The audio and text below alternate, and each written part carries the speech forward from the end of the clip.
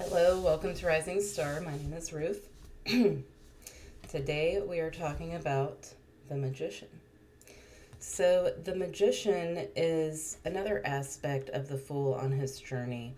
The Fool is growing in his spirituality and realizing that he is a spiritual being. So, I like to think of the magician as the Fool 2.0 because he's like a more evolved version of the Fool. The Fool in a higher vibration is another way to think about him. Also, I didn't mention this last week when we did the Fool, but the Fool is considered an androgynous figure, um, really representing that masculine and feminine energies are both necessary for the inspiration and then the action to take place. I refer to him as he, but the Fool is actually an androgynous figure. Um, So the magician is a masculine energy. The magician is ruled by Mercury and Aries. Aries is the first sign in the zodiac and the beginner of all things. So the Fool gets to this point as the magician. And the things that you see on the table there, the chalice, the pentacle, the wand, and the swords, those represent the elements and also the suits of tarot. These are the things that he has in his bag. I know that it's well, actually, the wand. He has his bag on the wand in the Fool card, and supposedly these other tools are what is in his bag. You tell me how the sword fit in there, but these are his tools. So he opens his bag. He realizes that he has everything that he needs to work with, which is really important to know. The magician represents manifestation. So, when it comes to manifesting, it's important to understand that we have all of the tools that we need in order to manifest. The yellow, which I didn't really clarify this last week either, the yellow on the card, yellow is represented by air, and it's what takes place in the mind. Air rules the mind and mentality and thoughts. So, when we manifest, really, it all takes place in the mind. Our mind creates our reality. There was something else I was going to say about the yellow. Also, it's very positive, optimistic. You can't manifest something without believing in it. So the magician, I almost called him the Fool. The magician believes in what he is manifesting here. So you'll hear a lot of people refer to the magician, the energy of the magician being as above, so below, as within, so without. You may have heard that term before. It's used a lot in magic and witchcraft. It's a common belief in spirituality. I wouldn't say it's related to religion at all, but like in spiritual thinking, as within, as above, so below, as within, so without. So what that means is what takes place in the spirit realm is also taking place in the earthly realm and vice versa. Everything is connected, and everything, what is within us is what we are projecting around us. So we are constantly creating our own reality, and the way that we view our own reality is based upon what is within us, our inner thoughts and emotions here. Now, the tools on his table, the pentacle represents earth, the chalice or cup represents water, the sword represents air, and then the wand represents fire. Also, he has this infinity symbol, the Ouroboros, above his head there, which represents spirit. So these are the five elements. And actually, the pentacle represents the five elements. So it takes all five elements in order to manifest, in order to work magic. Also, his belt here, it's going to be really hard for you to see it, is actually a snake. The snake also represents the Ouroboros. And the Ouroboros is a snake that is constantly eating its own tail. So it represents a continuous cycle. And it represents the interconnectedness of everything. So he's wearing this red robe here, and then the white cloak. So the white cloak represents pure intentions, spirit, the crown chakra. He let me explain this better. So the white cloak represents purity, the crown chakra, spirit.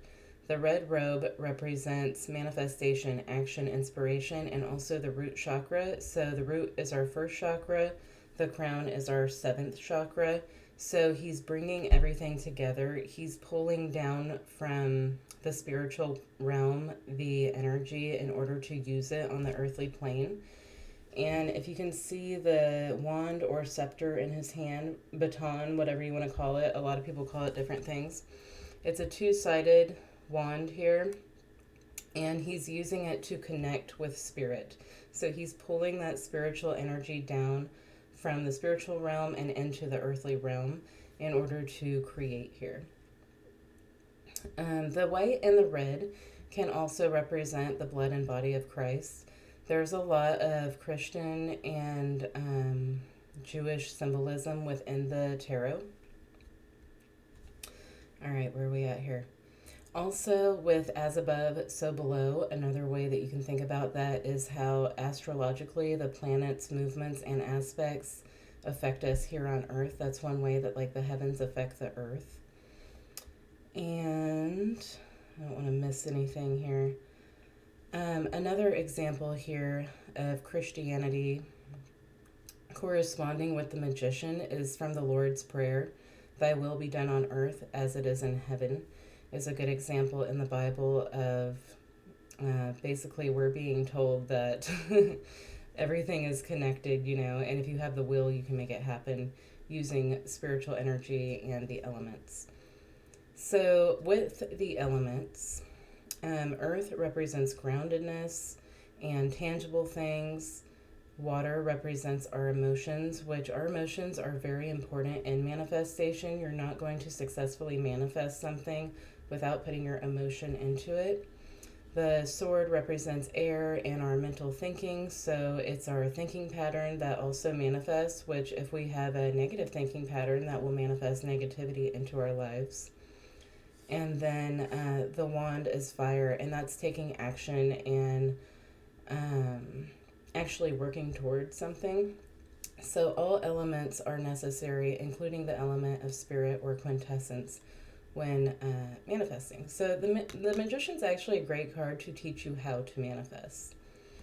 He also has this table, and the table represents his sacred space. So if you've ever worked magic, you may cast a circle around you or something, or choose some sort of a sacred space to you, sacred tools. But he has created this sacred space for himself in order to manifest. So then we have the flowers on the card. We have red roses and white lilies. The flowers represent the growth that he is creating through his magic.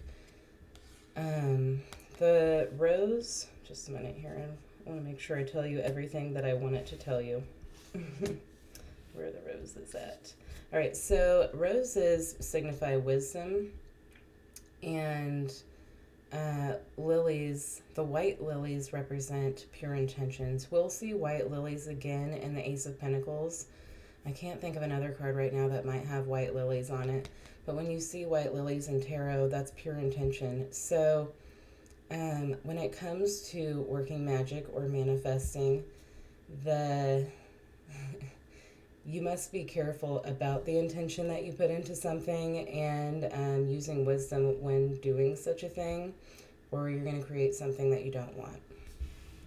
I don't know what's going on with my throat today. I'm finding it difficult to talk, and Mercury rules the magician.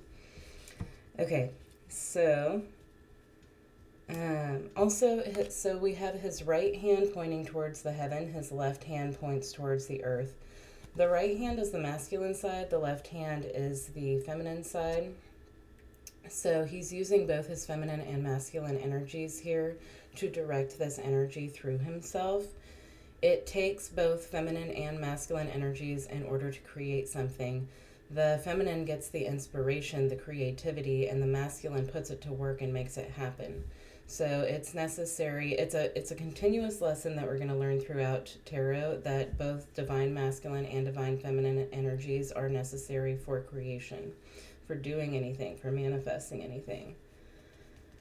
Okay, Oh, also he has this white headband, which can represent his crown chakra and him pulling that spiritual energy in through his crown chakra.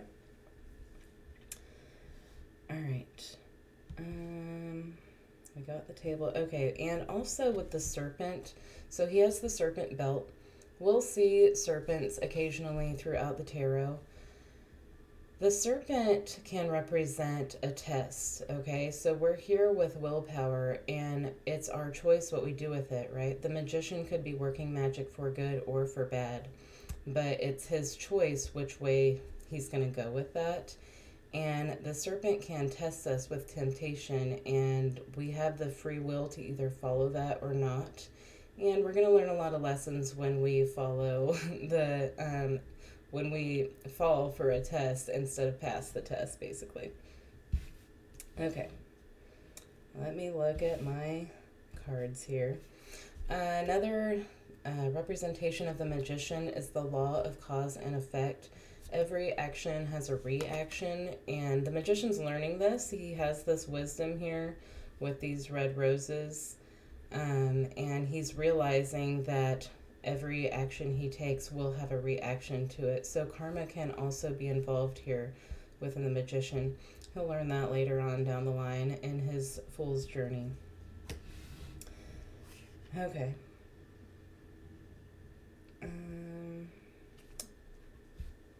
Okay, so then, this is the magician from the Hermetic Tarot deck of the Order of the Golden Dawn. And if you see, right up here, it's the Hebrew letter Bet. So Bet actually means house or God's house or the house of the divine, the universe, whatever you want to call it. And it also represents the duality of nature. So like I was talking about with the feminine and the masculine energies, the magician is learning to bring together the dual energies to create something here. Bet is actually the first letter in the Bible, even though Aleph is the first letter of the Hebrew alphabet. And if you'll see, even though it means house, it only has 3 walls because it represents that there is always one door open to God's house and that we can always seek divine wisdom or divine connection here. You can think about God however you want. It doesn't have to be in a biblical way. But this is the magician connecting with divine energy. He's not going to manifest anything without connecting with divine energy. All right, so I'll show you some examples here. Actually, the Hermetic deck calls him the Magus of Power. Magus means magician. So he's learning to wield power here. And he's learning that he can create his reality however he wants. This is the magician from the Ostara deck. This magician is more of a seer. So it's kind of like a psychic energy here. And if you see the snails, it's a slower energy, like a more feminine energy. This magician is kind of attracting to him or her the information. And then I love this magician in the Gregory Scott deck. Oh, I forgot to find the Light Seers one. I might pause it to show you the Light Seers magician. But as you can see, he has all of his tools around him. He also has spirit there with the angels guiding him and helping him. And then look at all of those flowers in the bottom with the growth. Let me grab the magician from the Light Seers deck. One sec, yeah. Alright, so this is the Light Seers magician. You can see that on his hood he has that infinity or Ouroboros symbol. I love that it shows the creation taking place as he's stirring up basically like these ethereal waters here. He's stirring up these spiritual waters to bring something into existence. And I just noticed he has it looks like he has a prayer bracelet there on his wrist as well, which is interesting. Okay, another thing that I forgot to mention on the magician is on his white cloak there, he has 7 pleats, and the 7 pleats can represent the 7 planets or the bottom 7 Sephirot in Kabbalah. And 7 will show up later in the major arcana, but we'll get to that. I'm not going to tell you yet. All right, let me know what you think about the Magician and what I missed, because I'm sure that I missed something here. And I hope to see you guys again soon. Thanks.